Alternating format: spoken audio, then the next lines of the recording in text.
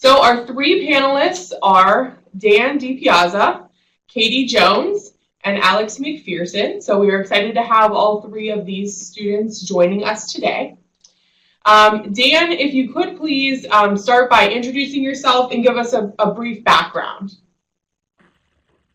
Okay, sure. Well, good evening, everybody. Just real briefly on me, because I know we want to get to the questions. I am in Williamsburg, Virginia. I lead the marketing team for Busch Gardens and Water Country USA, theme parks here. I also serve a role with our parent company, which is SeaWorld Parks and Entertainment out of Orlando, and our 12 parks around the country, working on in-park revenue. So getting around all those parks as well, but most of my focus is here in Virginia, and I've been here for 10 years. Before that, I worked for the corporate office, and then also actually did 10 years at Fleischman Hillard as well, which I know is where Alex is now. So have been around a while and kind of waiting a little long, but getting back to pursue my master's, and very excited about it so far. Fantastic, thank you very much. Katie Jones, could you also introduce yourself and give us a brief background? Absolutely, Melanie. Katie Jones, I'm the Chief Marketing Officer at FoodLogic. We are a food safety software startup company. I've been with FoodLogic for a little over 2 years now. Prior to that, spent some time in a small agency, and then worked in an academic research center at UNC Chapel Hill doing marketing and communications, and then made the pivot into tech and startup entry into FoodLogic. Just completed the master's program, the DMC program, I guess officially as of today. Final project for the campaigns class was submitted. So very excited to have been through the experience, and excited to answer any questions that folks have about the program today. All right, well, thank you very much, and congratulations. That's always exciting. Alex, could you also introduce yourself and give us a brief history? Absolutely. Hi, I'm Alex McPherson. I'm Director of Analytics and Insights at Fleischman Hillard, a global public relations and marketing agency. Worked in mostly agency public relations for about 8 years, 6 of which have been focused on analytics. And over the time, I've touched clients such as the U.S. Navy, YMCA, Cisco Systems, Nintendo, and most recently YouTube. And similarly, I'll note that I too was part of Katie's cohort through the DMC program, so also excited to be done with that.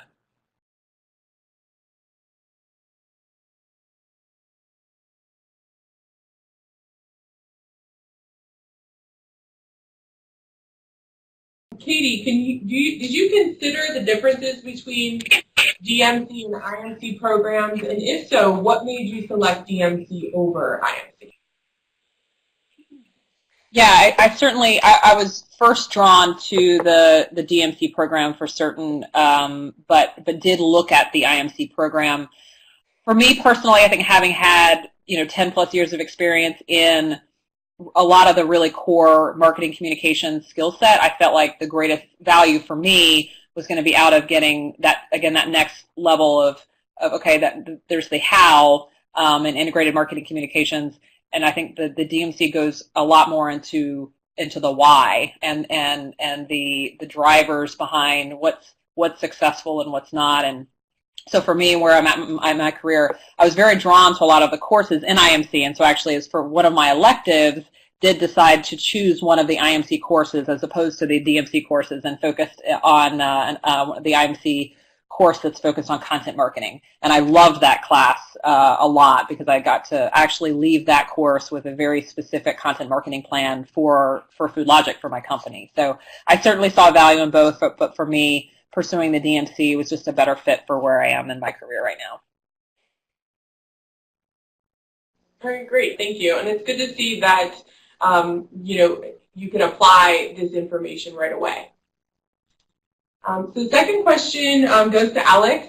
What do you consider, or what is a typical DMC program assignment like? Yeah, so it's absolutely going to vary by class, and this definitely changes as you sort of progress through the entirety of the graduate program. However, a lot of them, especially early on, ended up being sort of written papers on sort of marketing-focused topics, very research-heavy. But as you get deeper into the course and really understand the core concepts of data marketing, we end up getting hands-on with some basic Excel data.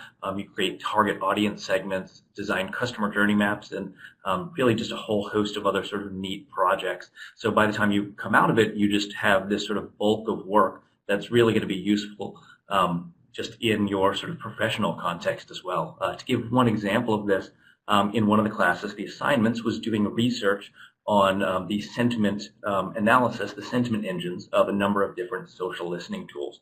I was actually just last week in just a meeting with one of our social listening vendors, and just mentioned it offhand, and they actually asked me, hey, could you actually send that to me? I'd love to see your analysis of what really other competitors are doing in this sentiment listening space. So it's little things like that that really end up becoming very valuable in sort of your professional scope, as well as being turned in as assignments for this course. All right, great, thank you.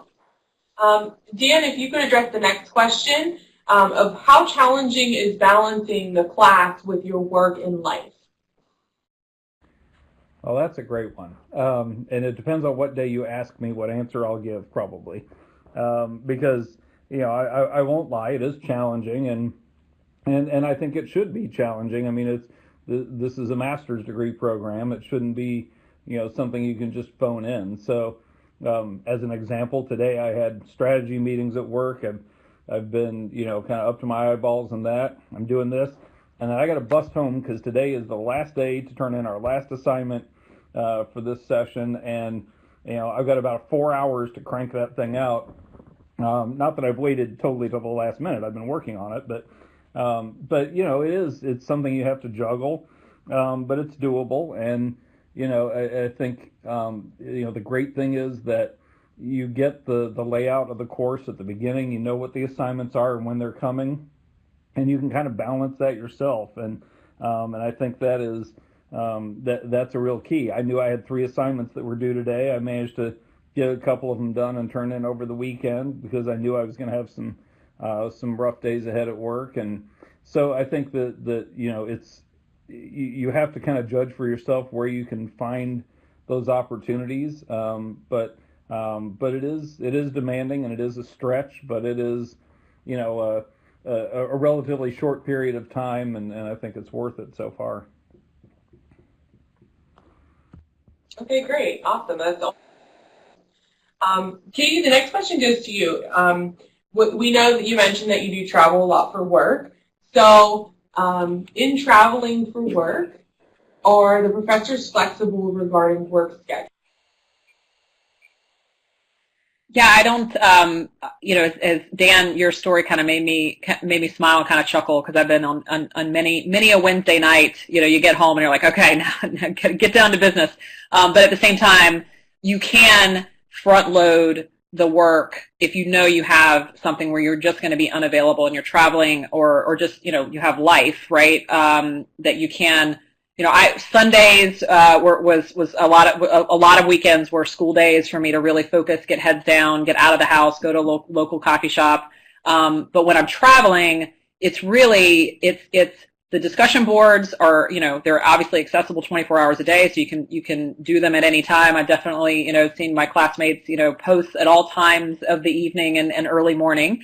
And then really the communication a lot of the times with the professors specifically is over email. So again, because of the really truly remote nature of the coursework, traveling is not an issue. You know, just having an internet connection is really all that's required to get the work done, and obviously, and then communicate with your professors. So I found it, again, yeah, I travel quite a bit, and have not ever had an issue with connectivity or anything, again, as long as you have internet. Okay, thank you. And Alex, this next question goes to you. As Katie and Dan just mentioned, as far as really organizing your schedule and balancing, with such a fast-paced program, do you ever feel overwhelmed? And if you do, does WVU have resources to assist you, or do you need to look outside for assistance?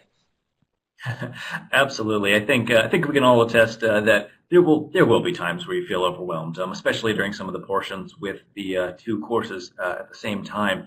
But again, that's where you just have to stay diligent, sort of managing your own personal sort of schedule, as well as really creating a sort of personal support system for yourself.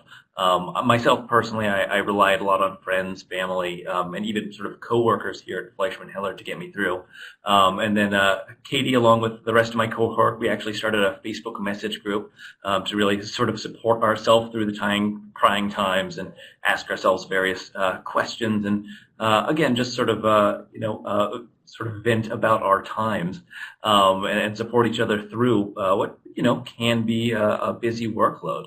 But at the same time, if things get really overwhelming from the university perspective, the course professors are always there for you to talk to them, available by phone or email. And then additionally, WVU has counseling and help services through the WVU Caruth Center in case that is an option that's needed as well. All right, thank you very much. Good information there, definitely. Dan, what type of position, we understand that you are the VP at Busch Garden, but what type of position would you be looking for after graduating from this program? And what is the salary range that someone graduate can expect? Yeah, I do like this one.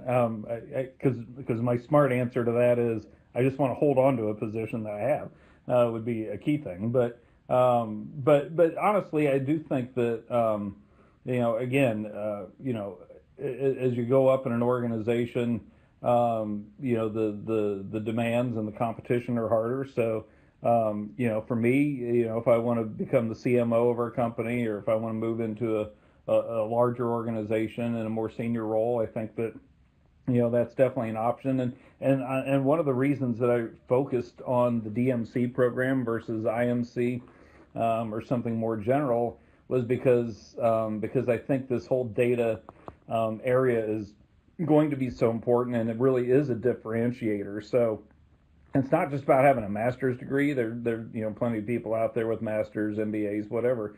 But I think there are very few who can say that they have a specialty in data marketing, and I think that's going to be a real differentiator for anyone who's in this program.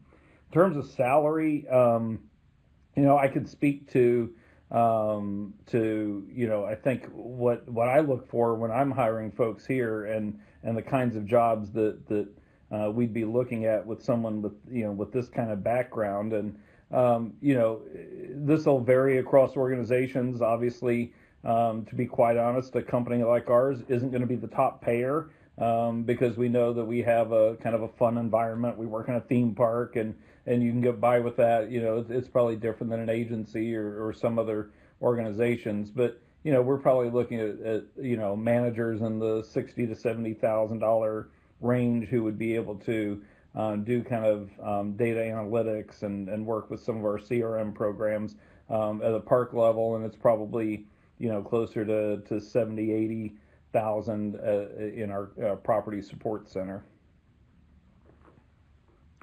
All right, thank you. More senior people at a higher level, at a VP level, would be more than that, but those would be more like kind of the more junior level folks who would be coming out with this kind of an education. Okay, awesome. The next question goes to Katie. Do you see an uptick in usage of data analytics in one industry over another? I think overall, we saw, a number of years ago, everything was about big data, big data, big data.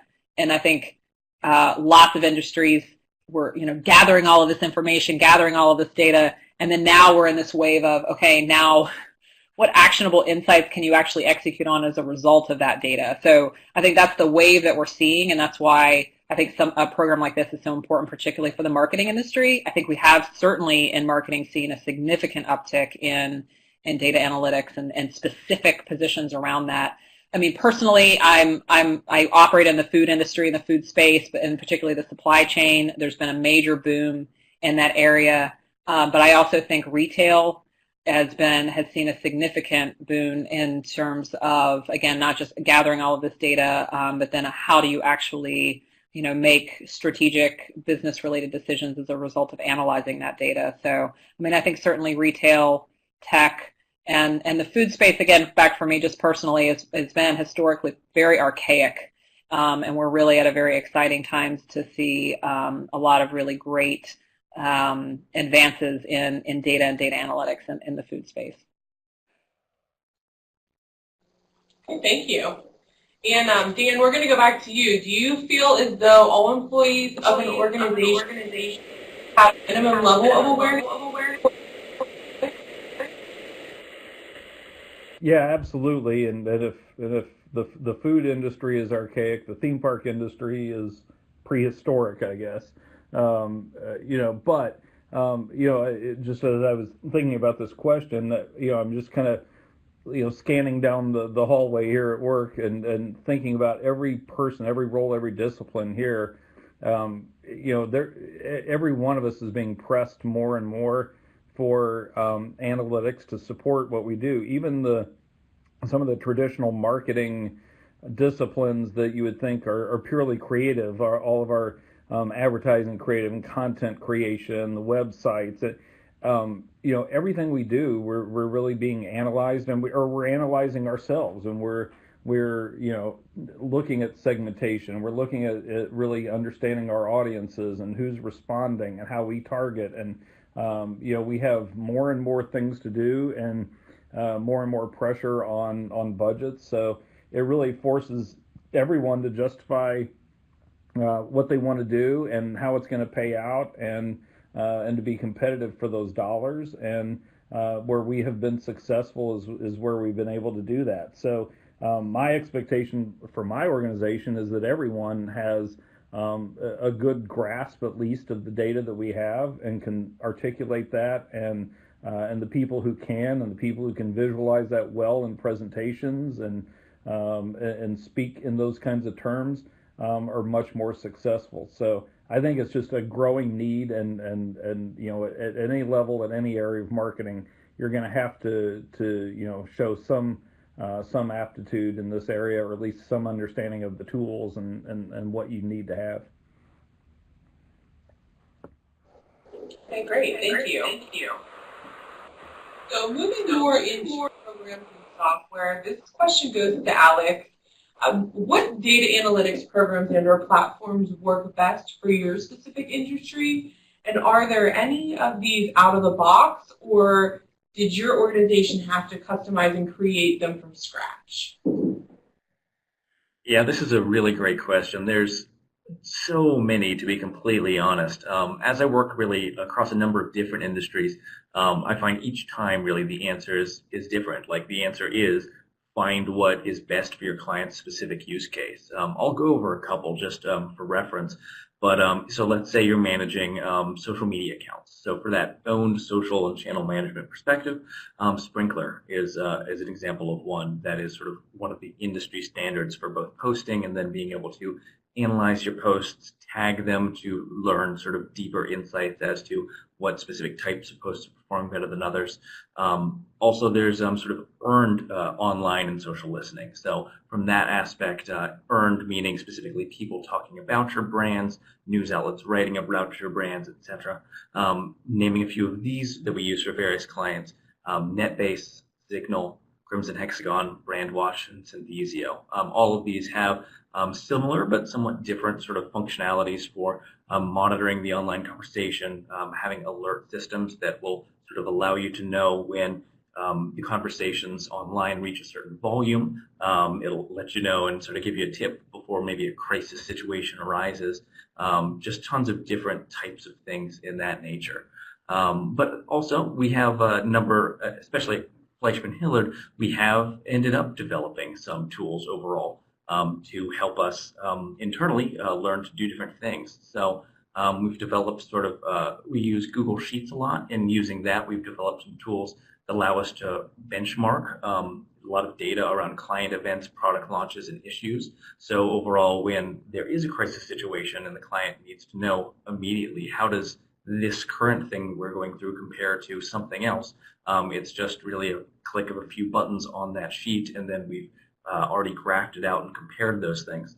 Also, we've created something that pulls in Twitter global trends data, where it essentially is pulling in the top 50 trends globally, and then also for individual regions like the US, Canada, etc. So we can identify, is our client, our brand, being mentioned in these top trending items, and is that sort of coming up? So again, we can watch out and really be aware of if a crisis situation is coming, or maybe there's something really good that's happening and we want to help support that and maybe get it into the top 10 trending items. And then the last one I'll sort of mention is we began using a tool called Supermetrics. It's a Google Sheets add-on that I would highly recommend. Again, the name is Supermetrics. And you can pull that through, and it can gather data on followers for various accounts. It can gather the actual posts themselves, the engagements on those posts, the likes, shares, retweets, comments, etc. And ultimately, you can set that to automate and refresh at various intervals. And it's really a great way of, again, if your company maybe doesn't have a lot of money to invest in some of these much more expensive overarching social listening tools, if you have somebody with a little bit of know-how, you can really start developing some things that do some of these basic analysis processes, looking at both your own personal content and that of competitive peers on your own. So there's lots of different options out there. Do some Google searching, because there's some really neat things with data out there right now that are just really starting to grow. Okay, great. And I'll have you actually address the next question too, because it is software related.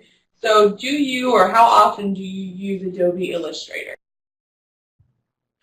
So I personally don't use Adobe Illustrator at all.